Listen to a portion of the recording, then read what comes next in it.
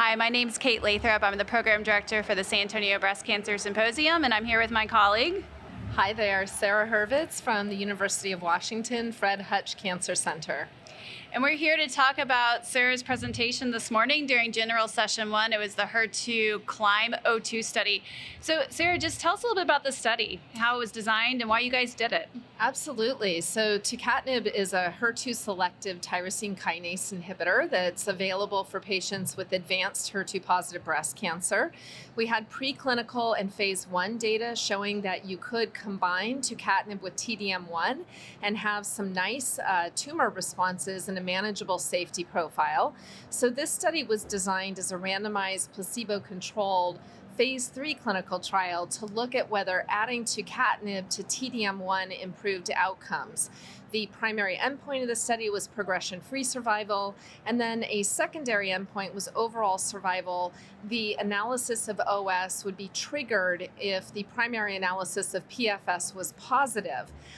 In this study, about 460 patients were randomized between the two treatment arms, and it's interesting to note that similar to HER2CLIMB, which led to the approval of Tucatinib, this study allowed patients who had brain metastases, including active, untreated, or progressing brain metastases. And it's notable that about 44% of patients enrolled had brain metastases, half of which were active. So the primary endpoint was met in this study. The median progression-free survival was improved by adding Tucatinib to TDM1 by about 2 months with a hazard ratio of 0.76. The overall survival was immature. There are about 53% of events noted at this time, but that analysis was triggered, and so there was no significant benefit by adding Tucatinib to TDM1 at this time, again, with these immature data. There will be a follow-up analysis when 80% of events have been observed. And it's notable that patients going off of this trial, half of them received TDXD after this study, and about 15% TDM1 Tucatinib in each arm. So patients were able to go on and receive very effective therapy after this trial. The PFS in patients with brain mets was very strongly trending toward improvement with Tucatinib. The side effect profile, we're seeing higher rates of transaminase elevation, GI side effects, overall manageable and reversible with dose reduction.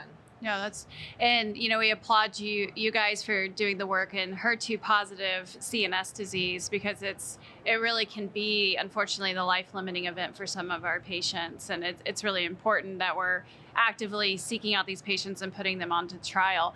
I know one of the questions that came up after the session among colleagues is, where do you kind of see this fitting in our algorithm? Because fortunately, we have a few very active, good drugs in the HER2 metastatic setting. And as you pointed out, women are living much longer, which is great. So, kind of briefly, who would you maybe kind of lean on this regimen for if you were in clinic?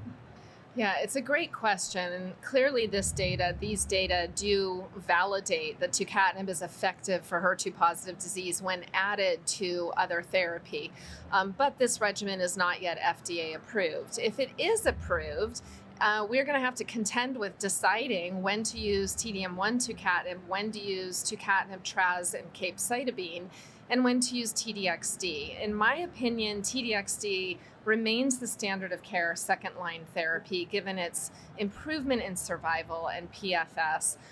However, in those patients who have active brain metastases, Tucatinib has level 1 evidence supporting it, and so I think these data add to it. In the majority of patients overall, I think it'll be a third-line regimen and beyond. And how we compare the two, Tucatinib TDM1 has more liver events than you see with Tucatinib Traz and CAPE. So maybe the side effect profile will help us. Right. Yeah, that makes sense.